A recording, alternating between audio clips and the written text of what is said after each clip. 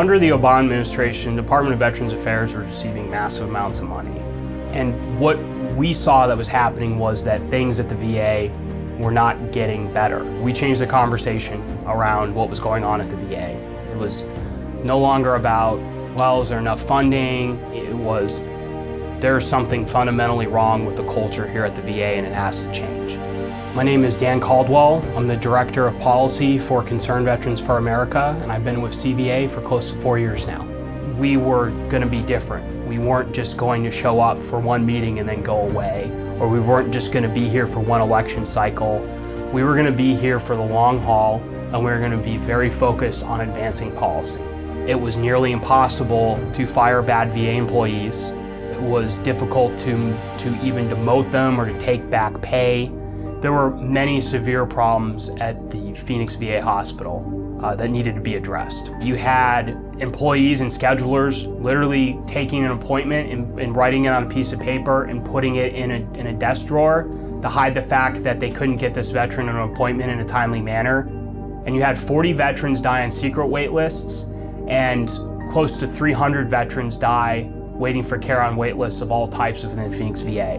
When the Arizona Republic first broke the story, we at CVA were able to immediately put together a big rally to demand accountability. Eventually they did an audit and it was found that close to 2/3 of VA hospitals were using some type of inappropriate wait list. It was a major issue, and eventually the VA secretary was forced to resign.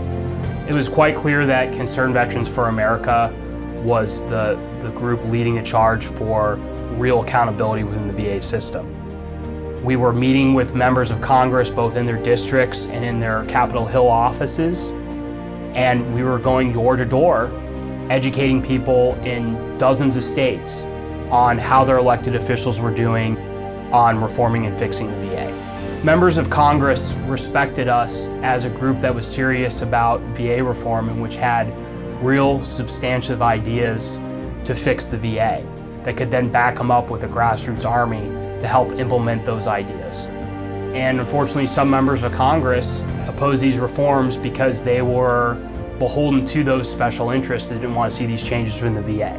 When the new administration came in, we strongly believe that there was a huge opportunity to pass very strong accountability legislation. President Trump had campaigned on reforming and fixing the VA. And so almost right away, you saw his administration, his new VA Secretary, Dr. David Shulkin, and Congress come together to start working on this issue. Senator Rubio introduced the VA Accountability and Whistleblower Protection Act along with several other senators. This bill made it easier to fire bad VA employees, easier to demote them, shorten the timelines for firing people, and allowed them to collect bonuses that were awarded in error. We mobilized immediately to ensure that this bill would pass. We let these members of Congress know that if you vote against this common sense legislation that is going to help veterans, we're going to hold you accountable. Through our efforts and the support of a lot of other veteran organizations, we were able to get it passed through the Senate, and then it eventually got to President Trump's desk. The VA Accountability and Whistleblower Protection Act was a major victory for those who've been fighting to instill more accountability within the VA. CVA, over many years of advocacy and grassroots and grasstops effort, had already laid the groundwork for this bill to pass into law. We wouldn't have been successful without our very passionate and dedicated volunteers. Just passing VA accountability won't be enough. There's a long way to go to reform and fix the VA. Millions of veterans don't have any other option except to use the VA's government-run healthcare system. We now need to change how veterans get health care, that veterans have real health care choice, that every veteran who uses the VA has health care choice and they can access care in the private sector if they want to. There are those who believe that veterans should be forced to continue to use a government-run healthcare system regardless of whether or not it's failing. Our grassroots has to work just as hard, and if not harder, than we did during the VA accountability fight to pass real VA healthcare reform.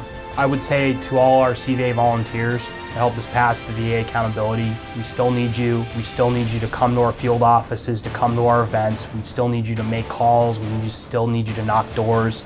We still need you to go online and contact your elected officials. The fight is not over, and we can't win without you.